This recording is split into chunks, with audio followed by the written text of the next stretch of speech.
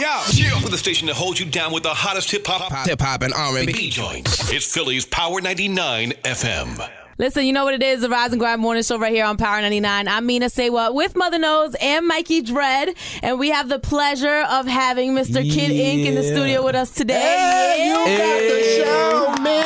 That's Mother's song, though. That is my song. Every morning Appreciate I hear that. it. Yeah, especially the panties to the side. Oh, yeah. Move them panties to the side. That's the line right there that made the whole song. Listen, kids, so congratulations. You have an album out right now. Yes. In My Own Lane.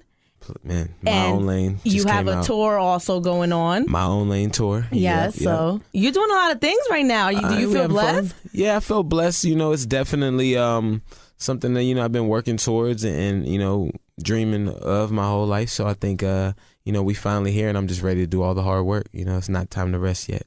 Now, a lot of people, our audience, might have just heard about you, but you've actually been doing your thing independently for a minute. You actually dropped your own album independently. Yeah. So now you're signed to a big label. So are you enjoying that process? Do you like the control? Because that's a transition. It's definitely, I feel like it's a transition.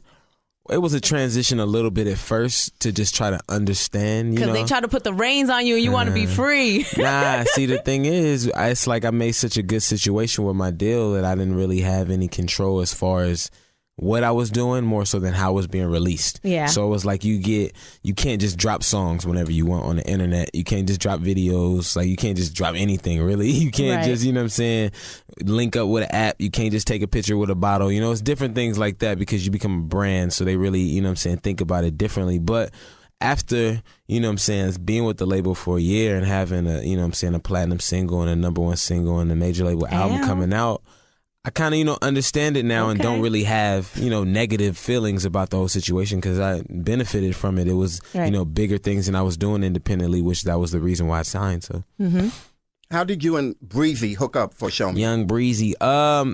We linked up a while ago when I was doing the independent thing and did something that was just for the internet, like a little remix. And from there, you know, we kept in touch and he just happened to live in the city. And when he moved in the city, he was, you know what I'm saying, hanging around and coming around the same circles, you know, that I grew up in. So, you know, being around the same people was kind of an easy link up to get back in touch and be like, yo, I'm working on the album, finishing some stuff, come listen to some records. Played him about 5 and he chose 2 and we did a brand new one that we still got. And, Show Me was the one from that night. Like it was as soon as we did it that night, it was like that's the record for sure. He took it back to his house. He would call me like every day about it, like, yo, everyone who hears this record says it's crazy. So from there on, you know, we just been keeping it cool. Are you guys like working buddies? Or are you really friends at this point? I think, you know, we got to a point where we were doing just more work than anything, and then you know, as we started to chill a little bit more and I would go by the crib, you know, a lot more stuff started happening. So I think it was kind of one of those things where, you know, that had to take a time out because he had to take his, you know, his time off. So are you writing letters? Are you calling? What's going on there? We usually speak through team.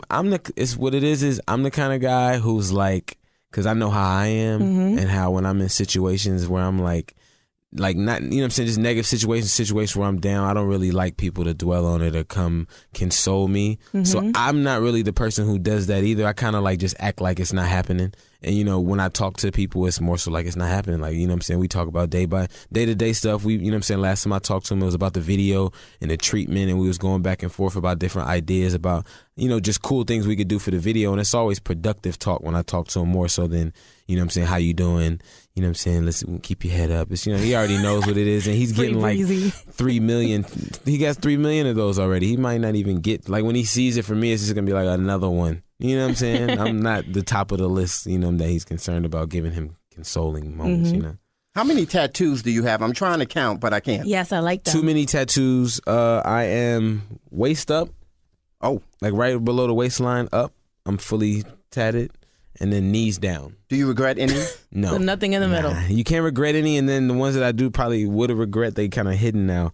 So you kind of just blend them in with stuff and then make them mean more. So. When did you start? Because early. Yeah, I have to think you started early. 16, all these black stars and like fire and space stuff. I drew up and just went and got it done. You draw? Yeah, so I drew it. You know, I would just draw myself with a pen, and then I went and just have them tatted around the corner from the crib. And from there, you know, I went with my mom the first time. She signed the paper, said I could go forever, but she thought it was just for a day.